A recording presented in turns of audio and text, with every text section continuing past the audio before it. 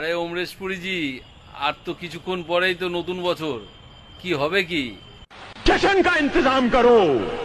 जश्न हो। 5টা দেশি মুরগি নিয়ে এসেছিলাম, তা তো নিয়ে গেল শাখা। কি করব এখন? शाका गद्दार।